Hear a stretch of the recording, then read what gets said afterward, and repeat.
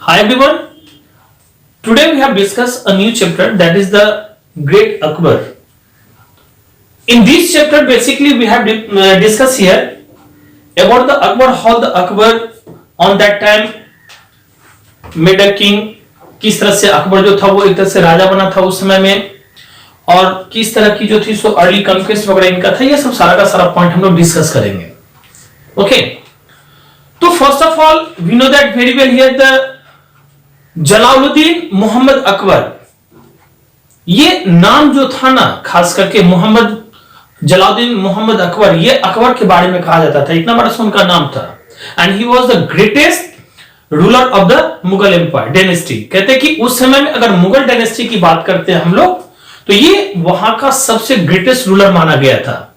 And one of the greatest rulers of India also. और इतना ही नहीं, बल्कि इंडिया का भी सबसे ग्रेटेस्ट अगर रूलर किसी को भी माना जाता है अभी भी, तो वो आपका जलालुद्दीन मोहम्मद अकबर को ही कहा जाता है, उन्हीं को माना जाता है. And he brought the glory to be the empire and is called the Akbar the great. कहते कि ये एक तरह से अपने एम्पायर की जो ग्लोरी थी ना, उसको बहुत आगे तक लेके गए थे, ऊंचा उठाए थे, और यही सब कारणों से इनको अकबर दी ग्रेट का भी एक तरह से उपाधि दिया गया था, और अकबर दी ग्रेट के नाम से भी जाना गया था.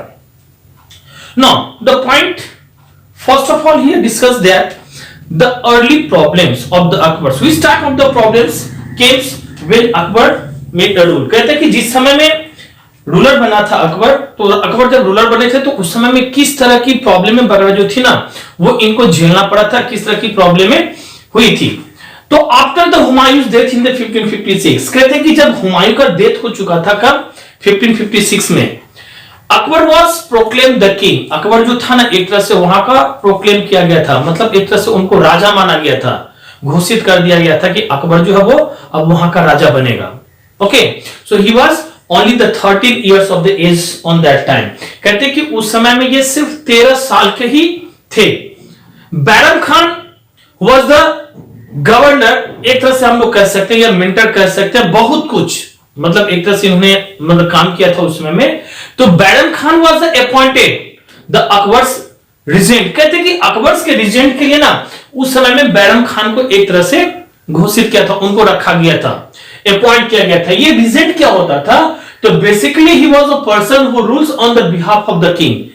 अकबर जब रूलर बने थे तो हम लोग जानते हैं कि वो 13 इयर्स के थे, वो उस तरह से सही से कोई डिसीजन वगैरह ऐसा ले नहीं सकते थे, ये एम्पायर को भी सही से चला नहीं सकते थे. वॉरियर थे, ऐसी बात नहीं थी, इनमें कैपेबिलिटी थी, सब कुछ था, लेकिन ये 13 साल का एक लड़का कैसे किस तरह से इस एम्पायर को, इतने बड़ा से एम्पायर को चला सकता था. इसलिए वहां पे on behalf of a king rule करने वाला जो था वो बैरम खान को अपॉइंट किया गया था.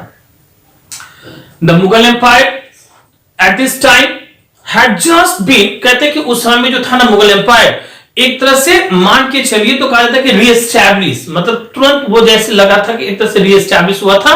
And was therefore not very the strong. वो उतना ज्यादा स्ट्रांग वो एम्पायर था नहीं. कौन सा एम्पायर, तो मुगल एम्पायर की हम लोग यहां पर में बात करते हैं. एंड द राजपूत्स की अगर बात करें, and the Afghans were the also waiting for the suitable opportunity to expel the Mughals from the India.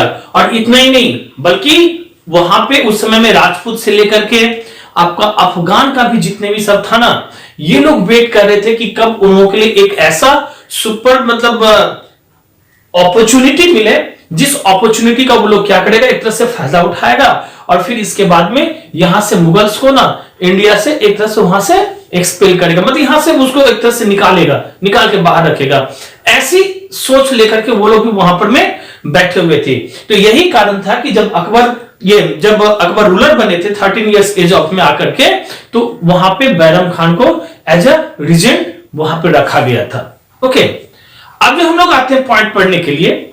ये पॉइंट हम लोग का आएगा आपका एक्सपांशंस एंड द कंसोलिडेशन के बारे में, कि किस तरह से इन्होंने अपने एम्पायर को और ज्यादा से ज्यादा एक्सपांशंस किया था, कैसे उसको कंसोलिडेट लेके चले थे. ये सब सारा का सारा पॉइंट हम लोग पढ़ते हैं. तो first of the points given about to be the early conquest. इसमें अगर हम लोग बात करें ना, तो जो पहला पॉइंट आपका आ रहा है वो है आपका अर्ली कॉन्क्वेस्ट के बारे में. अर्ली कॉन्क्वेस्ट में सबसे पहले the second battle of the Panipat की बात आती है. कहते कि the Afghan empire the Adil Shah, ये अफगान एम्पायर जो था, ये एम्पायर जो था ना आदिल शाह, इनके बारे में कहा जाता है कि he was a desire to be the throne of the Delhi. कहते कि ना इनको एक तरह से ये डिजायर थी कि जो राजगद्दी दिल्ली का जो है ना वो एक तरह से क्या करेगा, तो उसको कब्जा करेगा। And he is a general Hemu advance with the large force. कहते हैं कि उस समय में इनका एक जनरल हुआ करता था हेमू, जो कि एक तरह से लार्ज फोर्स लेकर के वो क्या किया, तो दिल्ली के ऊपर में चढ़ाई कर दिया। And he occupied Agra and Delhi. कहते हैं कि उन्होंने आगरा और दिल्ली को कब्जे में भी किया था उस समय में।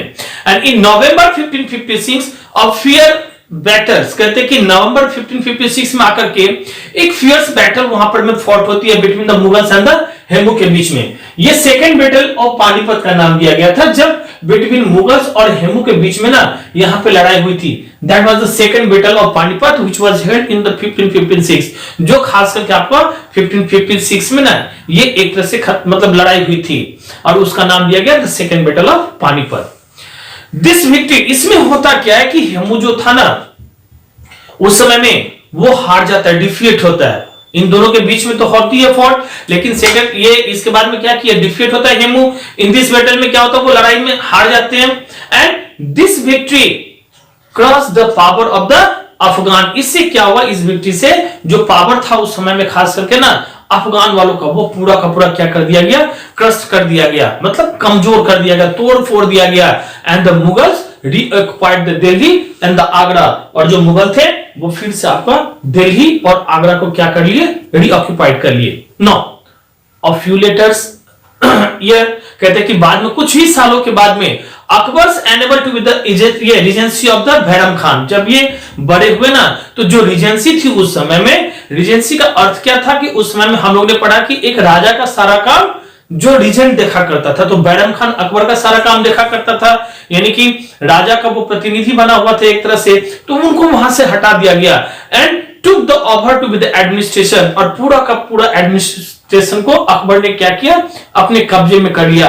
And he decided to be the annex more to be the territory so that the Mughal could be the supreme power in India. और धीरे धीरे धीरे अपने टेरिटरी को ना ये और आगे बढ़ाने लगे, इस तरह से बढ़ाने लगे जिससे कि मतलब मुगल का जो एक तरह से पूरा का पूरा अपना टेरिटरी था ना वो और ज्यादा से ज्यादा पावरफुल होते चला गया इंडिया के अंदर में, पूरा का पूरा फैलते चला गया। ऐसे ऐसे जगहों पर में इन्होंने इस तरह से बहुत सारे मतलब कनकरा करके कहिए चाहे जो भी कहिए, और बहुत सारा टेरिटरीज वगैरह जो था ना वो ऑक्यूपाइड करने लगा, जिसमें से कुछ और पॉइंट्स वगैरह का नाम भी आता है आपका कि Akbar straight his control over the Gwalior and the Ajmer. सबसे पहले इन्होंने क्या किया, तो ग्वालियर और अजमेर को अपने कब्जे में किया, उसको और ज्यादा से ज्यादा मजबूत बनाया। इन 1562 द मुगल्स जो उस समय थे फोर्सेस, उन्होंने एनेक्स किया मालवा को, मतलब मालवा को ना एक तरह से कब्जा किया गया। कब कब्जा किया गया, तो 1562 में, 1562 में जो था वो एक तरह से मालवा को ना कैप्चर कर लिया गया, कंकर कर लिया गया।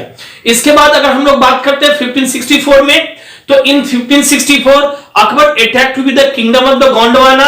इन्होंने 1564 में क्या किया था, जो गोंडवाना बोल के जगह था 1564 में, उस गोंडवाना को भी इन्होंने क्या किया, तो एक तरह से अपने कब्जे में कर लिया। तो 1562 की बात होगी, 1564 की बात हो गई। So it's queen Rani Durgavati. कहते हैं कि गोंडवाना को उस समय में जो रानी थी ना वो कौन थी, रानी दुर्गावती थी, उस समय में रूल वही किया करती थी उस समय में। So put up a steep the resistance and the diet the fighting. ये कठोर एकदम से कदम उठाई थी, लड़ाई भी उसी तरह से की, लेकिन होता क्या है, लड़ाई करते करते वो भी उसमें फाइट करते करते एक तरह से डाइट कर जाती है। Okay, the next point which we have discussed here, that is the about to be the Rajput. अब जो हम लोग करने के लिए जा रहे हैं अगला पॉइंट, वो हम लोग का क्या चीज के बारे में दिया गया, राजपूत के बारे में। Akbar realized that कि he needed the support from the Rajput to be the consolidate his empire। Akbar ने ये चीज रियलाइज किया था कि अगर उसको अपने एम्पायर को और ज्यादा आगे बढ़ाना है, कंसोलिडेट का मतलब मैंने यहां पे लिखा है मेक द फिजिकल स्ट्रॉन्ग, मतलब एक तरह से ये कहा गया कि अगर वो अपने एम्पायर को फिजिकली और अगर स्ट्रॉन्ग बनाता तो इसके लिए उनको राजपूत की सबसे पहले जरूरत थी। So he offered them to be the friendship. अब इन्होंने क्या किया, तो अकबर मतलब खास करके ना राजपूत को ना वो ऑफर्ड किया एक तरह से फ्रेंडशिप के लिए, दोस्ती के लिए उन्होंने एक तरह से ऑफर किया। और इतना ही नहीं, he took the various measures to be the gain to be the loyalty of the Rajput. और जितने भी सारे राजपूत थे इनके लॉयल्टी को जीतने के लिए ना, गेन करने के लिए ना, वो क्या किए, तो कुछ ऐसे स्टेप्स वगैरह भी लिए, जिसमें से फर्स्ट जो स्टेप था, कहा गया कि Akbar defeated the Rajput but did not the humiliated them. कहते कि उन्होंने, अकबर ने राजपूत को तो हराया, डिफीट किया, लेकिन कभी भी राजपूत को उन्होंने अपमानित नहीं किया, कभी उन्होंने उसको ह्यूमिलेटेड नहीं किया। And he treated with the respect. और जो भी राजपूत को वो हराते थे या जो भी थे ना, तो उनके साथ में रिस्पेक्टफुली, मतलब एक तरह से पेश आते थे, उनके साथ में कोई ऐसी बातें नहीं करते थे। No, he allot most of the Rajput. कहते कि और इतना ही नहीं, बल्कि इन्होंने बहुत सारे राजपूत को ना, एक तरह से राजपूत किंग को एक तरह से अलॉ किया था, किस चीज के लिए, टू कंटिन्यू, मतलब वो एक तरह से कंटिन्यू करता रहेगा, किसको, तो ruling over the other territories, वो अपने टेरिटरीज को रूल करता रहेगा, इसके लिए उन्होंने कभी भी किसी को रोका नहीं। And he did not the interfere in the internal matter. और इंटरनल मैटर में भी उन्होंने कभी भी एक तरह से उन राजपूत को ना कभी भी इंटरफेयर नहीं किया कि वो लोग क्या करते नहीं करते, उनसे कोई भी मतलब उन्होंने रखा। No, Akbar married into be the Rajput families. इतना ही नहीं, बल्कि इस स्टेप को और आगे बढ़ाने के लिए उन्होंने क्या किया, तो राजपूत के जो फैमिलीज थे ना, उनमें भी इन्होंने मैरिड किए। और कहते हैं कि he married a Rajput princess called the Durga, ये प्रिंसेस कॉल्ड द जोधाबाई। कहते हैं कि उन्होंने राजपूत के फैमिली में ही ना एक तरह से प्रिंसेस जोधाबाई कहते थी ना, उनके साथ में भी उन्होंने क्या की, तो शादी किए थे। हिज सन्स की अगर बात करें, इनके लड़कों की अगर बात करें, तो they were also to be the Rajput princess as there the wives. और उन लोगों ने भी राजपूत प्रिंसेस को एक तरह से अपना वाइफ बनाया। The Rajput ladies were the given to be the complete the religious freedom. और इतना ही नहीं, बल्कि रिलीजियस मैटर को लेकर के भी ना वो क्या किए, तो जो भी राजपूत प्रिंसेस थी उस समय में, वो लोग अपने रिलीजन को अपने हिसाब से ही मतलब वो मान सकती थी। मतलब उनका जैसे हिंदू रिलीजन हुआ करता था ना, तो कभी भी अकबर या उनके सन ने कभी भी ये सब चीज के लिए रोका नहीं कि आप अपना रिलीजन चेंज कर लो या जो कुछ भी।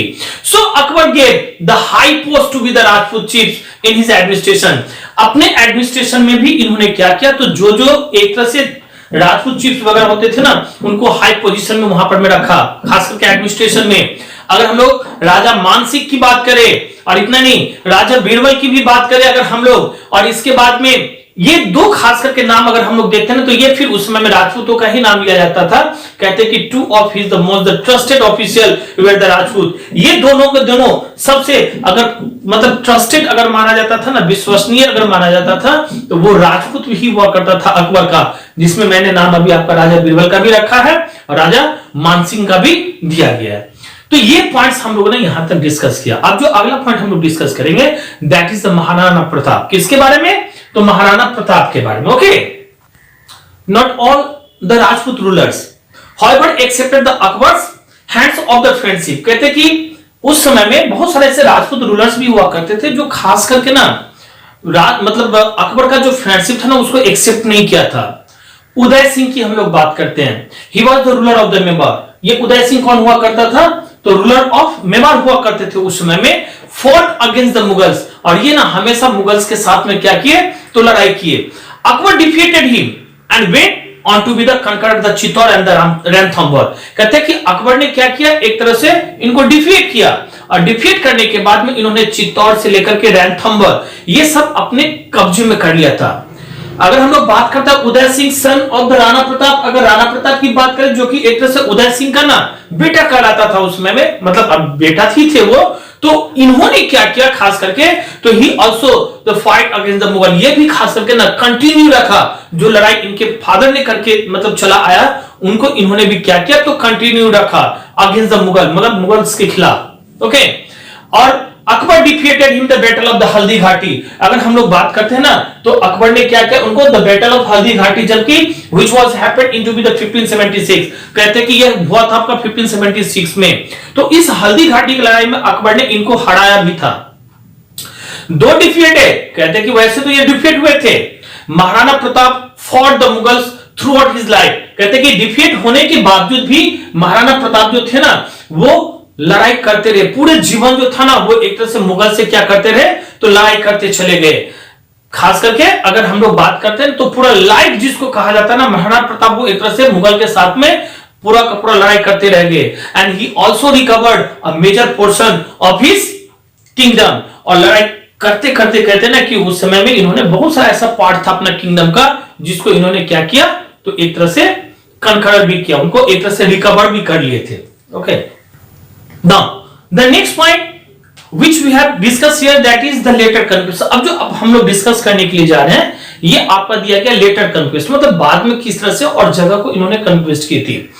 Akbar built a vast empire, तो हम लोग जानते हैं कि इन्होंने, अकबर ने क्या किया था, तो पूरा का पूरा मतलब एक तरह से इंडिया का जितना भी सारा पार्ट था उसको अपने कब्जे में किया था। उस समय में वास्ट एम्पायर था उनका, इस समय उस समय में जब वो रूल क्या करते थे। फर्स्ट ऑफ ऑल अगर हम लोग बात करते हैं ना किसका, तो गुजरात का, तो ही कनकर्ड द गुजरात इन 1572। गुजरात को उन्होंने क्या किया, तो 1572 में एक तरह से कनकर कर लिया। And in the 1574 to 76 he conquered the Bengal and the Bihar, और फिर बंगाल और बिहार को फिर 1574 से लेकर के 76 तक में इन्होंने कनकर कर लिया। बिटवीन 1585 से लेकर के अगर हम लोग बात करें 1595 तक, तो इन्होंने बहुत सारा ऐसा पार्ट था, खास करके अगर हम लोग बात करते हैं तो कश्मीर का, सिंध का, काबुल का, कांदाहार का, इसके बाद में आपका बलूचिस्तान का, ये सारे के सारे जो पार्ट थे ना वो मुगल फील्ड के अंदर में एक तरह से कब्जे में एक तरह से आ चुका था।